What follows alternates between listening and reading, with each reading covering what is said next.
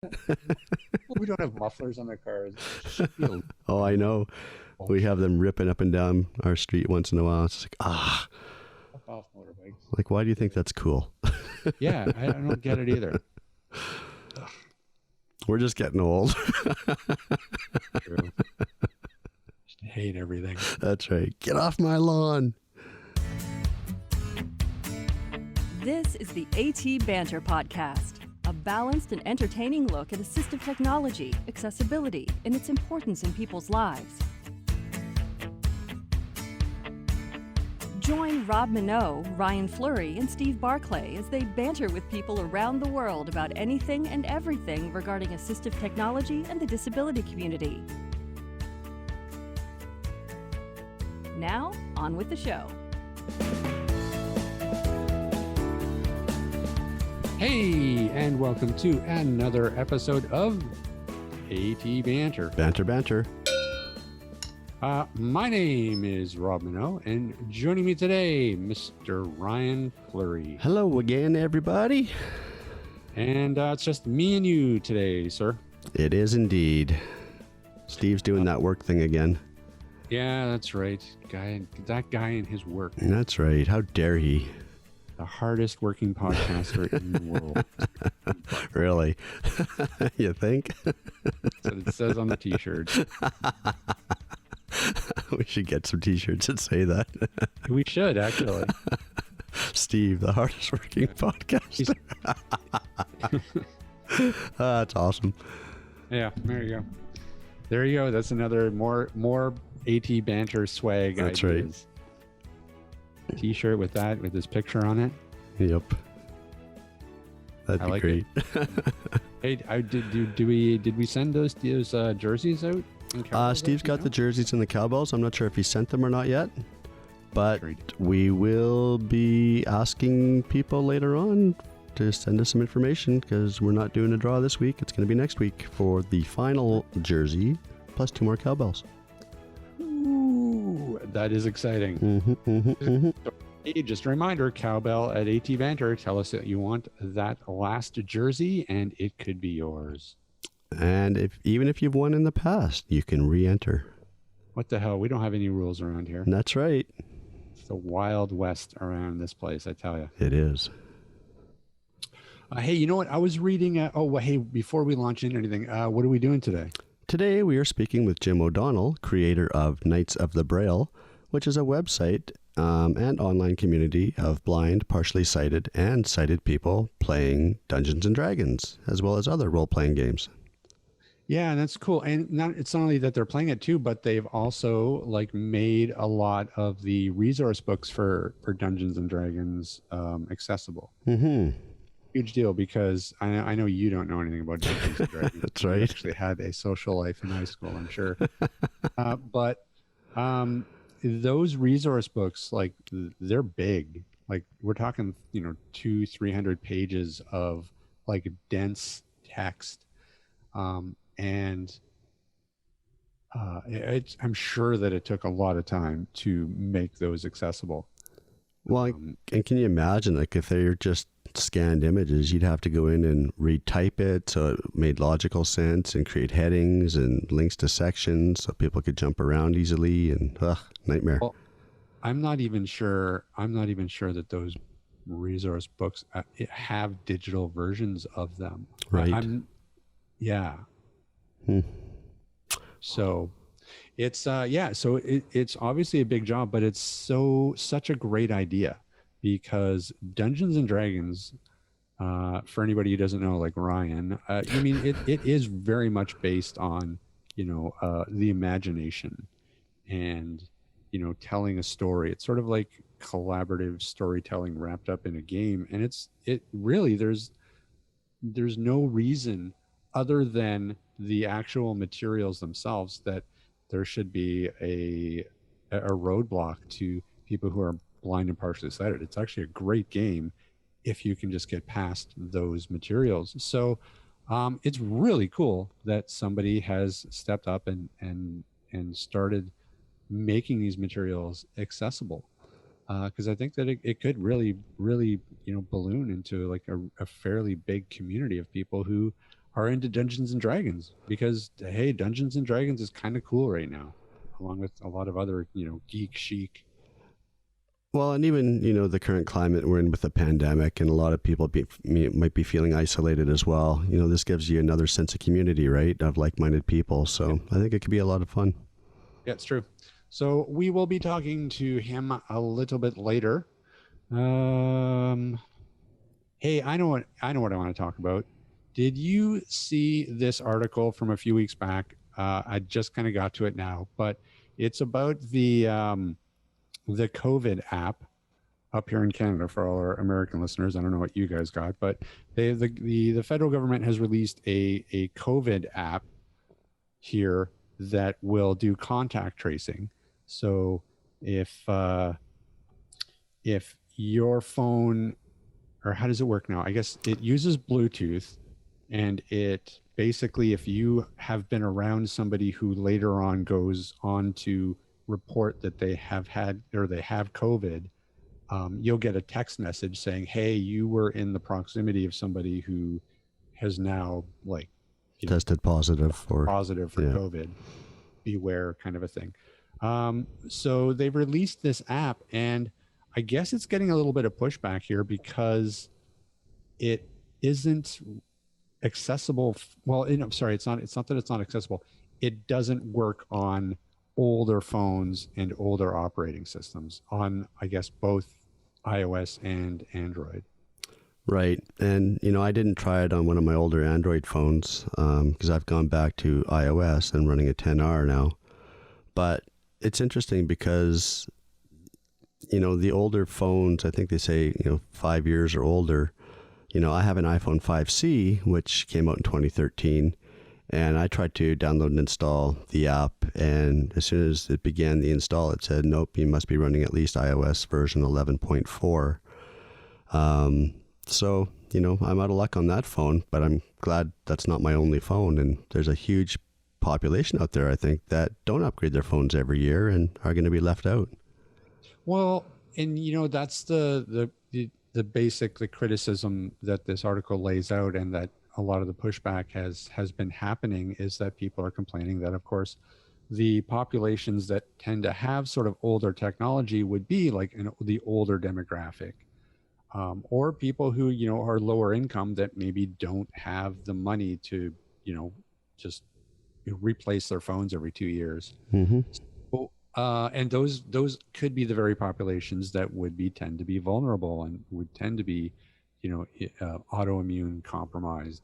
But I mean, I don't know. I don't know where I come down on this, because I get that. I get that that's a problem, but at the same time, the technology moves forward, just like any platform. We couldn't run that type of technology on older phones, because maybe the Bluetooth protocols are out of date, and right. You wouldn't actually be able to. Literally the hardware would not be able to either power the app or make it perform the way that it needs to in order to do effective contact tracing. Well, and that's what's interesting, is nobody's actually giving us a reason why it won't work on older phones at this point yet. Is it because the Bluetooth technology is out of date? Is it because the newer phones have proximity sensors and the older ones don't? Right. Nobody's explaining that. Yeah, well, and nobody seems to really be all that concerned with digging into and finding out why the app can't work on older phones. I mean, they're all complaining that it doesn't. Mm-hmm. But I don't necessarily know that when they went to develop it, they were just like, well, just screw it. We'll just build it so that it works on the most current operating system, and that's it. I don't know that it's that necessarily cut and dry. Now, that's not to say that maybe what they should also be doing is trying to develop a solution for those older phones and for those older operating systems. And I don't know that they're necessarily doing that.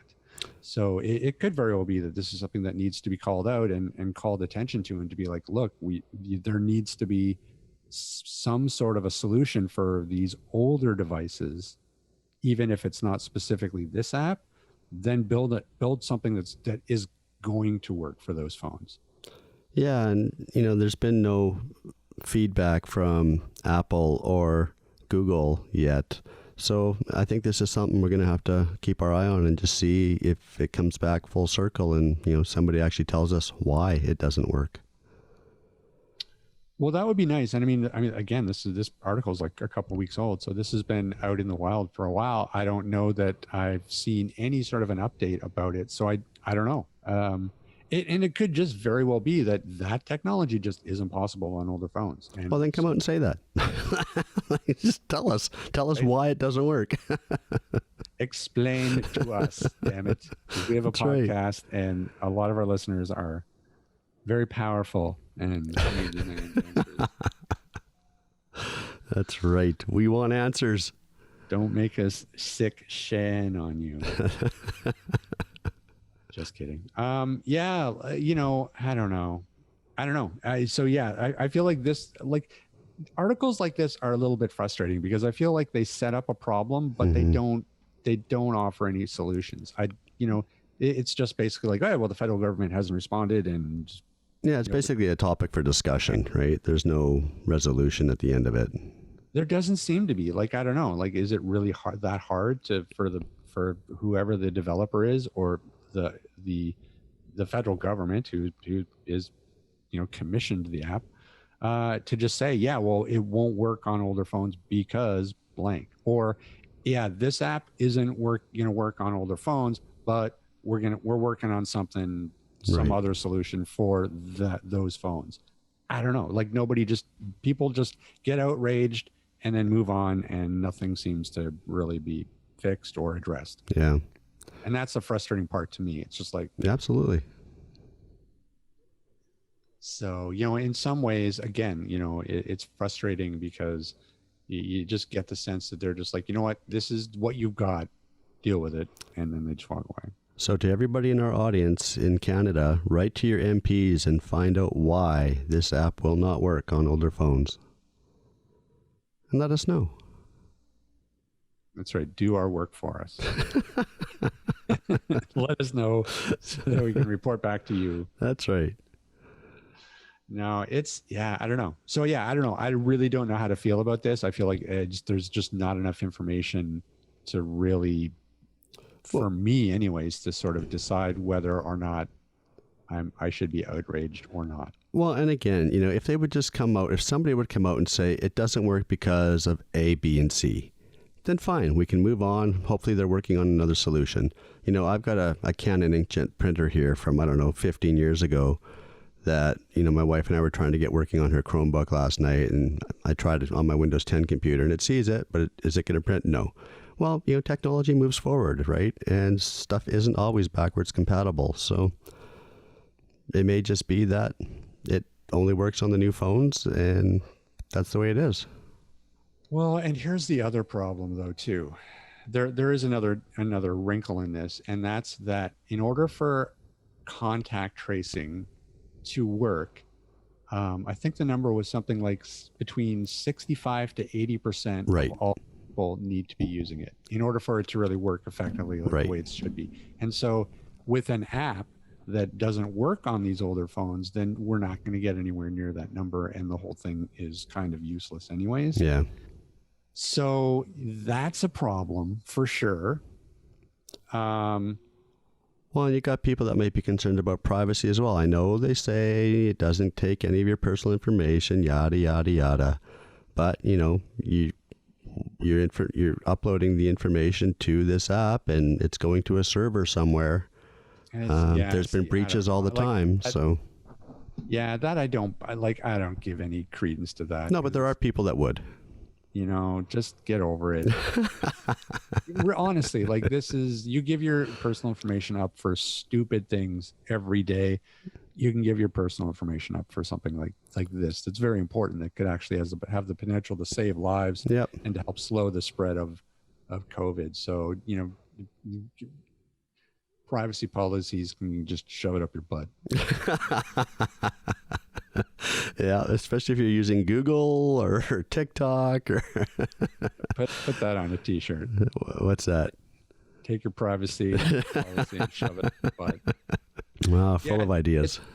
I just don't I just don't think that privacy is really should be something that you're worried about in terms of contact tracing. I mean, but no, like the big problem about this, and I get it, like I do get it. It's, people are criticizing the government because it's like, well, you should have known that this is going to be a problem, and you should have been proactive about trying to come up with a solution, which is fair. That's valid. It's just that I don't know that if there was one. Like, I don't know what the solution is, or how to make, older hardware powerful enough to do something like this. And maybe it can't. Yeah, maybe it can't. So I guess we'll see. I guess we'll see if there are any updates to this in the coming weeks. But so far, nothing. So I don't know. Well, send us your feedback or comments if you've tried downloading and installing the app and what your experience was like. We want to know. Yeah, we want to know. Hi everyone, this is Steve from Canadian Assistive Technologies, and this is a shameless plug. We've been working hard to find less expensive Braille products so we can make Braille available for more people. We can now say that we have Canada's most comprehensive lineup of inexpensive Braille solutions, including the 20-cell Braille Me from Innovision, the soon-to-be-released 40-cell Orbit Braille display from Orbit Research, as well as the world's least expensive multi-line Braille reader, the Canute from Bristol Braille. You can have a look at them all on our website at www.canastech.com.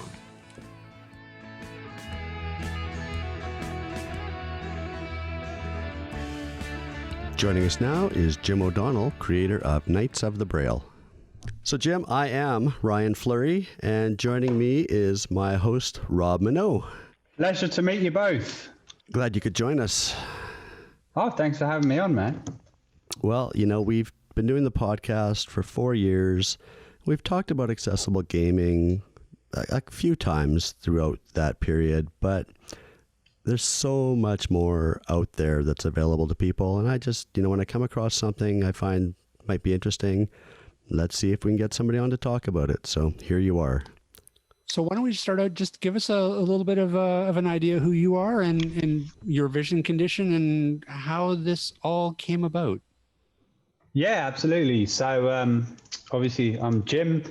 I have Stargardt disease, which is a degenerative eye condition. I'm legally blind now.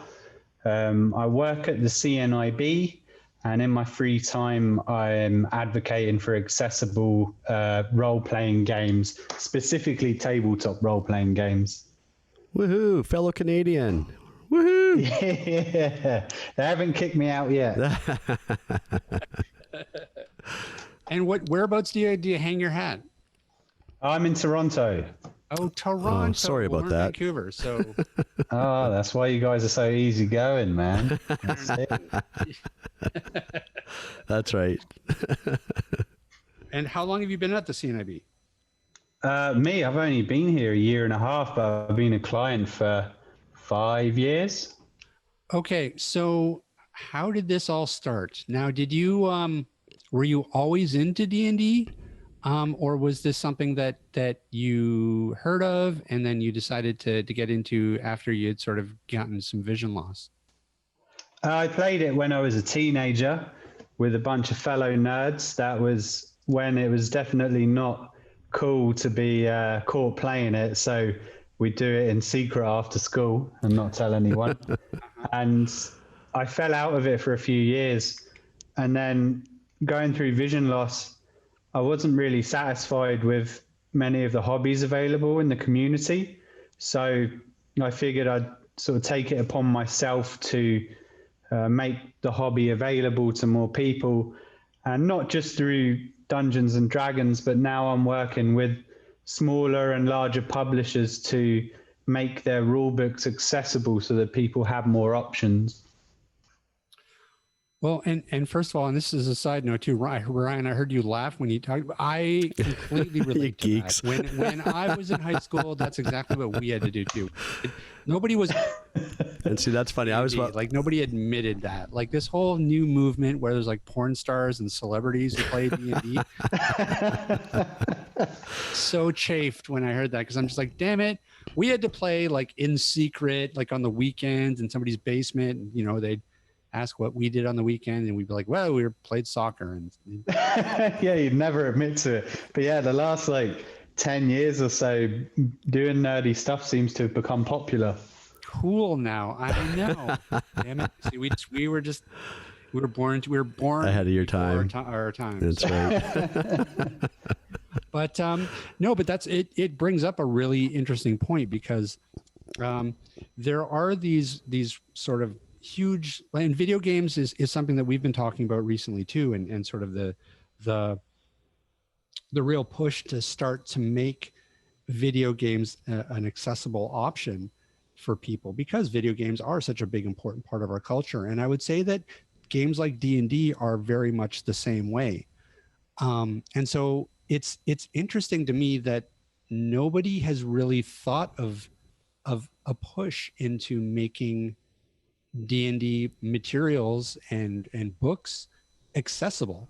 Like I like when we came across your site, I thought, wow, I've not heard of this before. But but to the question to you, are there other communities? Like, are there accessible materials out there, and how long have they sort of been around, or are you guys the first?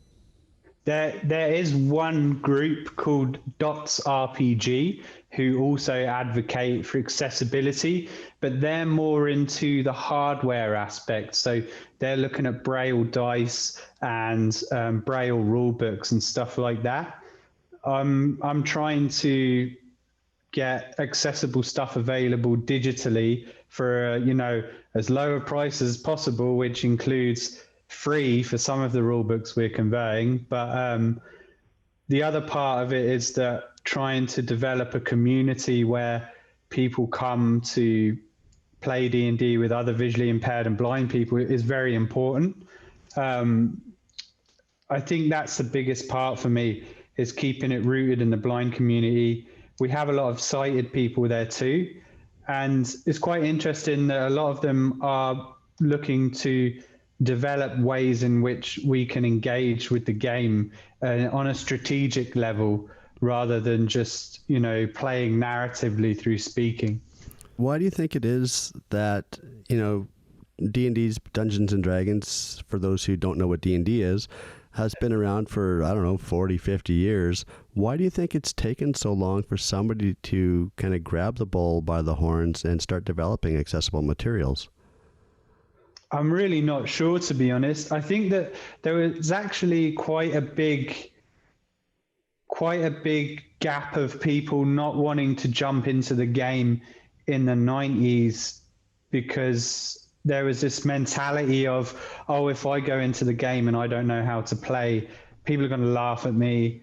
I'm going to get bullied by the super nerds and not be welcome back. And then after that, it seemed that, it wasn't cool to do it. And now I think that people are starting to get into it. People are looking to explore it. And what I found is, with a lot of the, nerdy folks in the blind community, is that they are in that boat where they're like, I want to jump into a game, but I don't know how to play, and I don't want to look like a fool. So I run sessions where it's like, hey, you don't need to know anything, just show up, have fun, and see what it's like. And I think people realize once they get into it, they're like, oh, there's a lot more of a social aspect to this than just playing a game. And so I think as it spreads, more people are going to get involved. But I really don't know why people didn't push for it originally. Maybe, a sighted person would bring their blind friend in, but it was very visual in terms of the strategic element, where you play on a grid and you move miniatures around, and, you don't have to play that way anymore, especially with a lot of games that are developed now with what's called theater of the mind, right, in place already, so that you can play without any visual cues. Yeah, and in a way, D&D has always been, actually, it would have always been a really good fit for somebody who's blind or visually impaired, because other than like the source materials that obviously weren't accessible, like the rule books and dice and stuff like that. But I mean, the core of the game itself is all about imagination. It's about, somebody describing a scene, and then, all the people who are playing, telling what they're going to do and what their action is, and rolling dice and going from there. But it was always meant to be this idea of something that was a theater of the mind and that was about imagination specifically. So I mean, it is really interesting to think that we've come this far and really there hasn't been a push for this. And it could be a couple of different reasons. I mean, I think that you also have to remember, Ryan, that D&D's really only entered I would say the quote mainstream for maybe about 10 years. I mean, it's really sort of taken off in popularity, and there's a cool geekness to it these days that never really was there before. So it could just be on a mainstream demand for something like this just hasn't been there historically. Right. So I'm probably just not in the right circles of people. That's why I've missed it. Yeah. Really. You need to hang around more nerds. That's I what guess. You need to go to more Game of Thrones marathons. I've never even seen an episode of Game of Thrones. So. Oh my God. Yeah. And I'm sure I'd love it. I'm sure I'd love it. I love action, all that sort of stuff. So might have to dive in at some point. It's okay. I think you've watched Lord of the Rings, though. Oh yeah. Okay, so you've got some geek cred. Well, thank you. Yeah, just the theatrical, because that's important too. Yeah. No, I've got the Harry Potter books and movies and the Lord of the Rings movies, and I've read all the books. And yeah, so you're okay. All right. You can play with us. Thank you. Well, I've actually run games for people like Ryan before, where they show up, they don't really know anything, and they don't have a character, and I just say to them, well, who's a fantasy character that you like? And I've had Dumbledore, I've had Jon Snow, people like that coming along that play as fictional characters, and then they get into the game that way. So, you really don't need to have a deep knowledge to get into the game. Right. Yeah, and that's but again, it really at the core of this, I think the important part to take out of this is that so much of the game is it's perfect, because so much of it is just centered around imagination. But that being said, and here's where Knights of the Braille come in, part of the problem is that it's also very resource heavy. So there are there's 2 or 3 source books that you pretty much need in order to for all the rules, and they're thick books too. They're 300-400 page, well, maybe not 300 or 400 page, but I mean they're about 200 pages maybe each. Yeah, they're 200 to 300 pages. Yeah.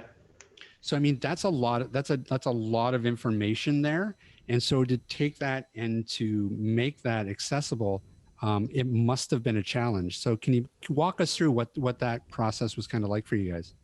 So we've actually been using newly accessible versions of it through the Wizards of the Coast, who created the game. They've now been advocated to make accessible rulebooks, so you can get access to them online. The issue is that if people want variety outside of Dungeons and Dragons, there's none.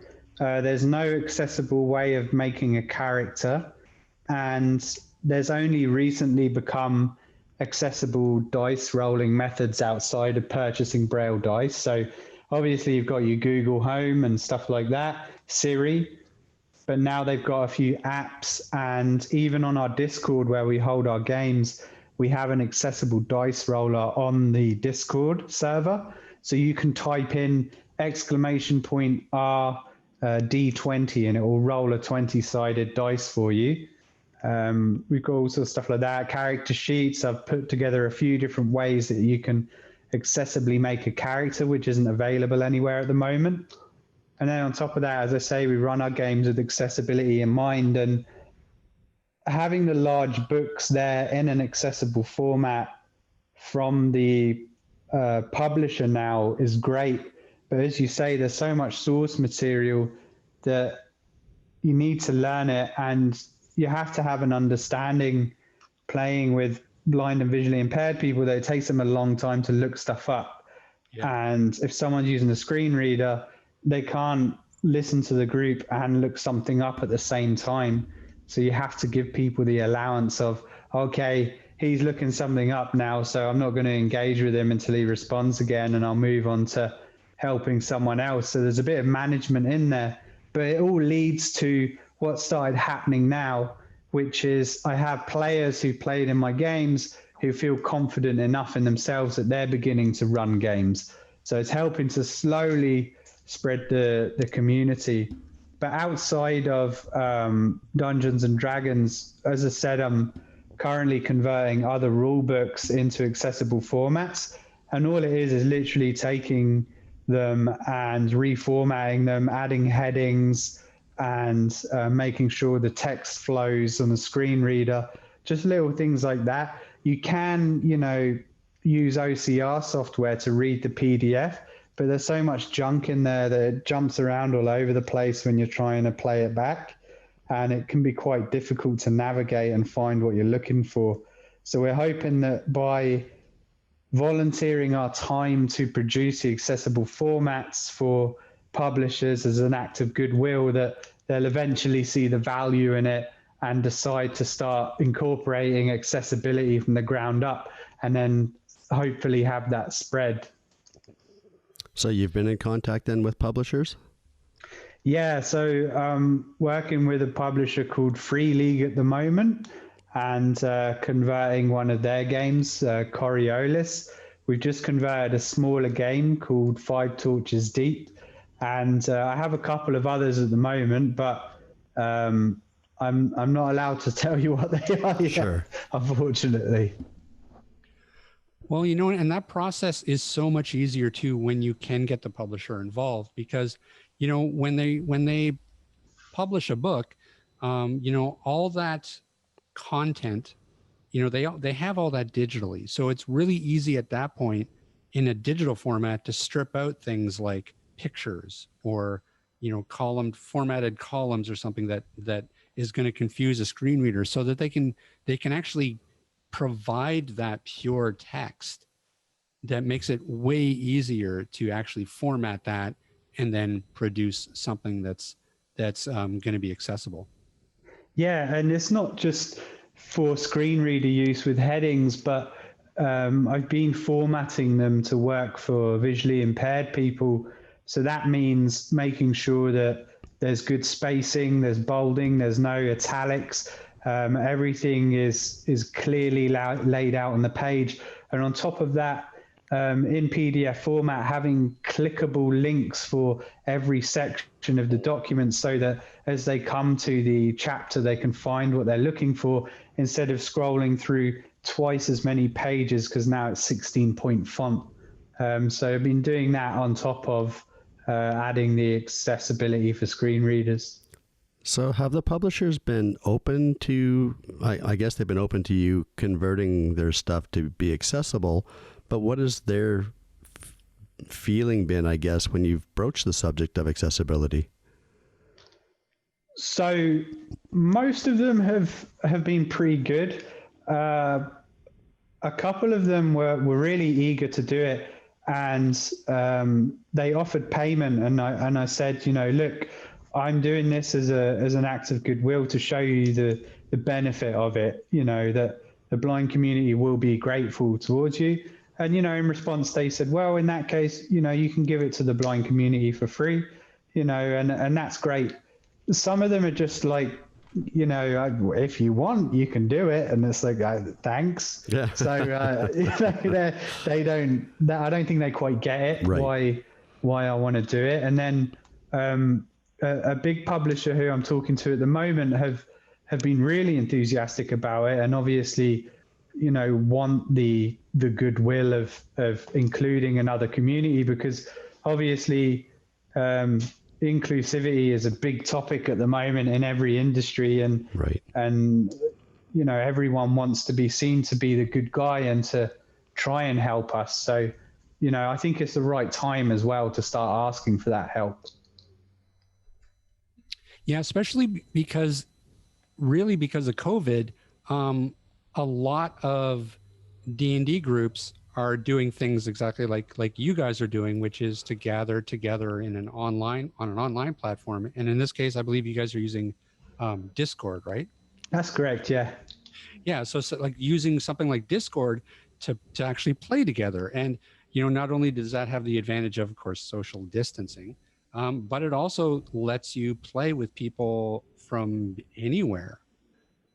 Yeah, that was the big thing that I wanted to do.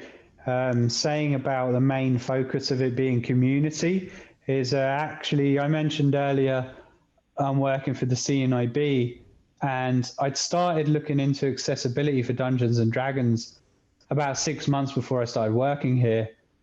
And then I started talking to people on the phone from across the country, and it became clear that a lot of people are quite isolated and they can't engage in the activities available, and they can't get a sense of community. And then I thought, well, you do an online weekly game, anyone can join, and they get that sense of community. You're not sitting around talking about, blind folk stuff all the time, but, it's nice to know there's other people out there.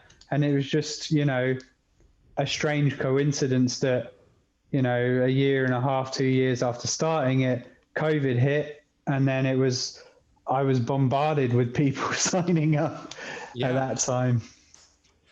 But not only that, it also makes sense to really have that push for digital accessibility, because everything is moving into sort of like an online, using these online platforms a lot more these days. Something like digital accessibility and turning these resource books into something that's digitally accessible just makes sense right now. Yeah, there's a couple things that are an issue. One is that the two main platforms that people use to play online are called Roll20 and Fantasy Grounds.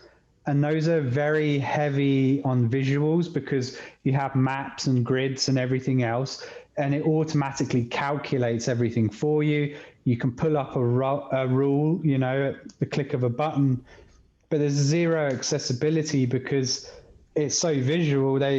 What reasons do they have to sort of include us, because we can't utilize half the content on there? So we're just not a priority for them, unfortunately. So I think it's important to have a dedicated community that uses an accessible format to approach it.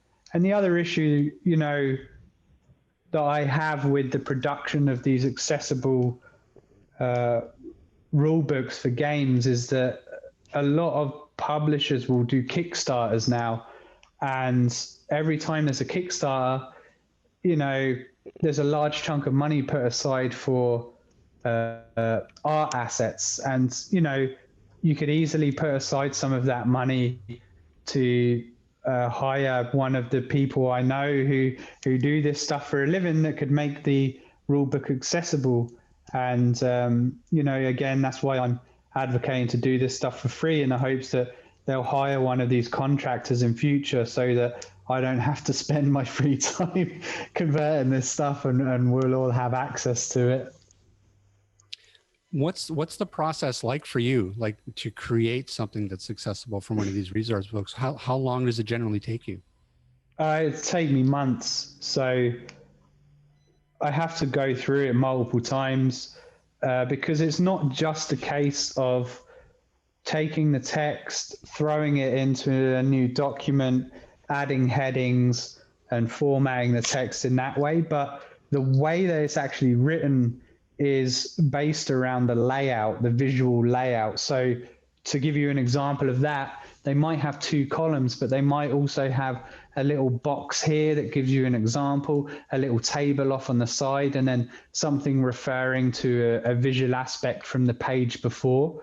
So you have to reorganize and reformat the text in terms of making it flow for someone using a screen reader and make sense. So that can be a challenge as well. I don't want to, inhibit the artistic integrity of their vision for their game, but at the same time, I want someone to read through it and have it make sense to them. So we'll probably come back to the Dungeons and Dragons, but you mentioned a few other games that you've been working on. Are they along the same lines as Dungeons and Dragons? One of them is actually. So Five Torches Deep is a role-playing game that is based directly off Dungeons and Dragons. But I'll go off on a wee tangent here for a second. Dungeons and Dragons is currently on the 5th edition. So that's the 5th reimagining of the rules. And it's currently the easiest one to get into. The rules are really simple. Once you've got all your information on your character sheet, there's no adding numbers, subtracting numbers, a battle of mathematics like in old Dungeons and Dragons. It's just a case of adding or subtracting dice rolls. So it's very simple to approach. So one of the games, Five Torches Deep, is like a hardcore Dungeons and Dragons for the old fans, where your heroes aren't invincible and things are very difficult and you really have to think before you go into a situation. So Dungeons and Dragons provides the opportunity to be narratively free and a very low pressure game, which is fantastic. And then Five Torches Deep adds a little edge to it for anyone else. The one I'm working on at the moment is called Coriolis. It's a science fiction role-playing game. It's described by the publisher as Arabian Nights meets Firefly. It's a really fun game, pretty simple to play, pretty easy to get into. And then the next one I'm working on is Alien RPG, which is based on the Alien movies. And that one's great because it's like a horror survival role-playing game. I played a session of it with a few people the other week, and you're put into this stressful situation, and then things are being thrown at you every few minutes, disaster after disaster, just like in the films, and you're just trying to get out of the situation. So those are the things that I'm working on at the moment, and Five Torches Deep is available through our Discord at the moment. See, and that's the other nice thing about this sort of renaissance of role-playing games, and with the popularity that D&D is having, is that there's a lot more smaller independent companies that are coming out with their own licensed games in some cases, or in some cases it's just their own world. So I imagine that, like, for you, like, the sky's the limit in terms of contacting a lot of these people and trying to get to them to convert their materials into something that's going to be accessible. Yeah, absolutely. As I say, Dungeons and Dragons have been hammered by us and a few other people to include accessibility, and they're really striving for it now. They could do a little better in terms of troubleshooting the issues with screen readers and making some of their content accessible, but they are working on it and they have been really good. So in total honesty, I'm really confident that in the next year or two, Dungeons and Dragons will be fully accessible, and I can just concentrate on running groups on that side, which is the biggest part of Knights of the Braille, because Dungeons and Dragons is very popular. And then on the other side is, for the hardcore players that want something different, I'm going to keep advocating to try and get more and more publishers involved in that accessibility, and hopefully Dungeons and Dragons will be the role-playing game to look up to, not just in terms of how popular it is, but how accessible it is to everyone as well. Now, have you been contacted by people that have just sort of come across the site and been like, oh my God, like, this is so cool that you guys are doing this. We're gonna start up a similar group wherever they happen to be, or do they just like come to you and be like, we want to play? Yeah, most people come to us and they're like, I want to play. My biggest engagement is on Twitter with people who message me and say, I've never played before. Can I ask you some questions? And it usually ends with me just saying, just jump in a game. come along to my next session and just have fun. And I tell everyone there, this person's new, so help them out. And we haven't had a bad apple yet, so I'm really happy about that. Most people that contact about starting their own groups are actually for kids. There's a big push at the moment to get kids to play because, as you said earlier, video games are really popular, especially with kids. But getting activities for blind young adults is really difficult because there's not that much available outside of sports or outings. So this is definitely something that's being pushed. Ironically enough, the CNIB contacted me without realizing I work for them and asked me if I'll run workshops for them. So this November, I'll be running workshops for the place I work independently to try and encourage young people to get involved. Yeah, well, absolutely. Well, I've always said, like, even early on, like, D&D is a great activity for kids because it encourages reading, it encourages imagination.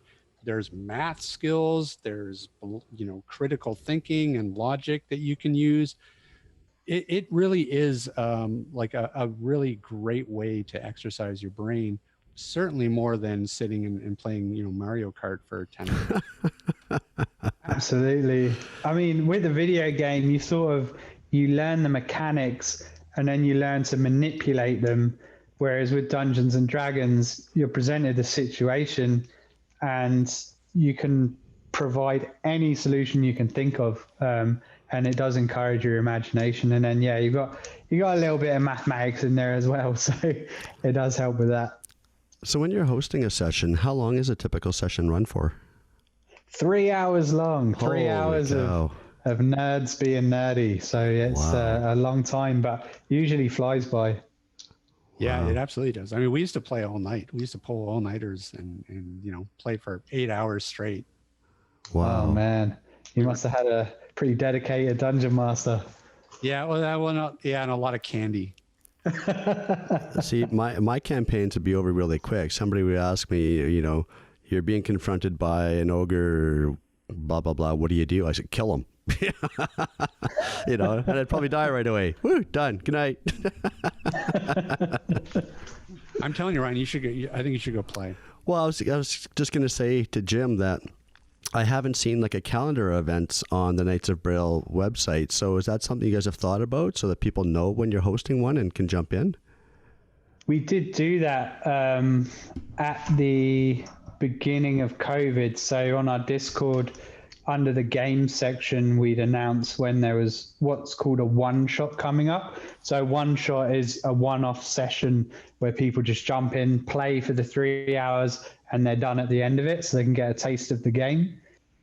We haven't done any in about a month, so we're probably going to do some more, but the interest isn't high enough that I need to run one-shots every week. I only need to run them about once a month.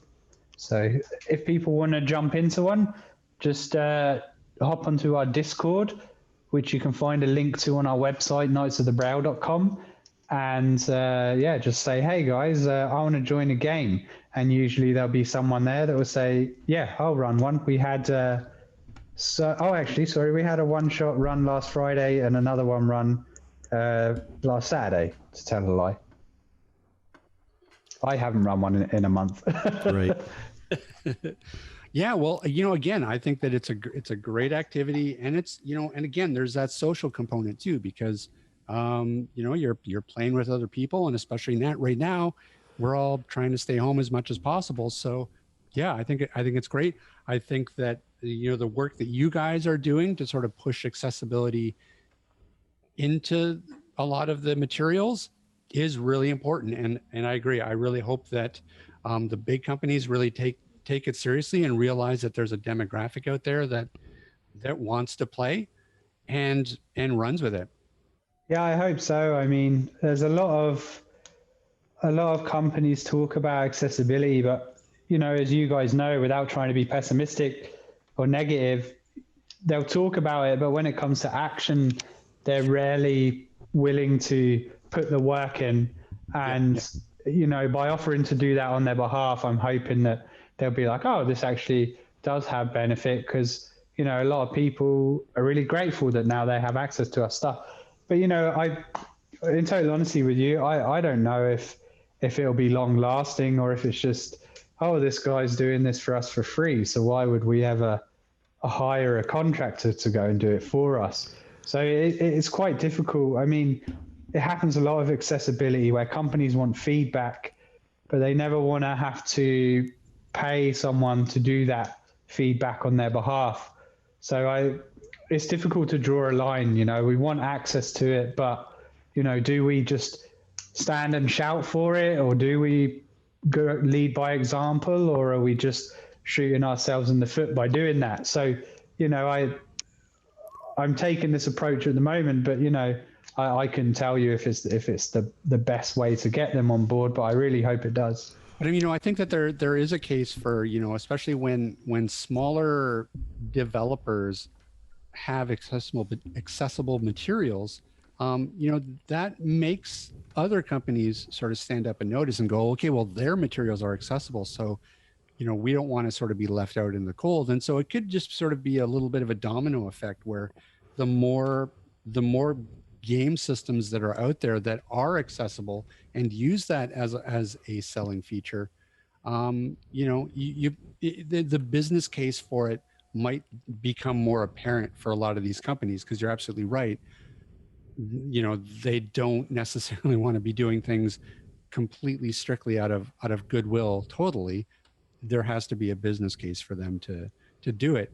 And I think that, there's a great business case for it, because I think that it's a great activity for anybody, regardless of what their vision condition is. Well, I'll tell you what, I'll jump in when you get the Star Trek game. Or, okay, the sci-fi. I'll give you a break. Once you launch the sci-fi game, let me know. Absolutely, man. Take on some Borg. That's right. Wait, can we be sued for saying Borg? Is that copyright? All right. Well, listen, hey, we want to really thank you so much for taking some time out and joining us and telling us about Knights of the Braille. Good luck with it. Like, I really hope that you guys have nothing but success with it. I think that it's great and it's super important. And certainly we're going to link to everything in our show notes as well. So anybody out there, if you're into D&D, you're just curious about it, or you just want to, check out some of the accessible materials that are out there, knightsofthebraille.com. Or if you want to join a game that Rob is running, let us know. Yeah. Running any games. I don't have the time. I wish I did. I miss those days. I miss those basement D&D sessions. Well, that's what I was thinking about. I got TV shows I didn't even get to because I've got audiobooks to read and podcasts to listen to and so many other things going on. 3 hours. Where am I going to find 3 hours? But it'd be really interesting. It's so much more fun because you get to create your own story, your own audiobook adventure. It's a lot of fun. Yeah, and absolutely. I definitely think listening to audiobooks is the biggest inspiration when you're playing. You want to drag those characters from the fantasy books you're reading into the game. Yeah. Yeah, and I definitely think it's something I will have to, even sit in for an hour and just observe and just see how it's played and the socialization that takes place, and give me a taste of it, right? Yeah, you're welcome anytime, man. No, thank you. Yeah. There you go. Absolutely. Thanks so much for having me, guys. Thank you, Mr. O'Donnell. Thanks. Bye-bye. Bye-bye. Man, that is cool. I'm telling you, man, I think we should really set this up so that you go play D&D with those guys. Well, and then report back to us about how it was and what you thought of it.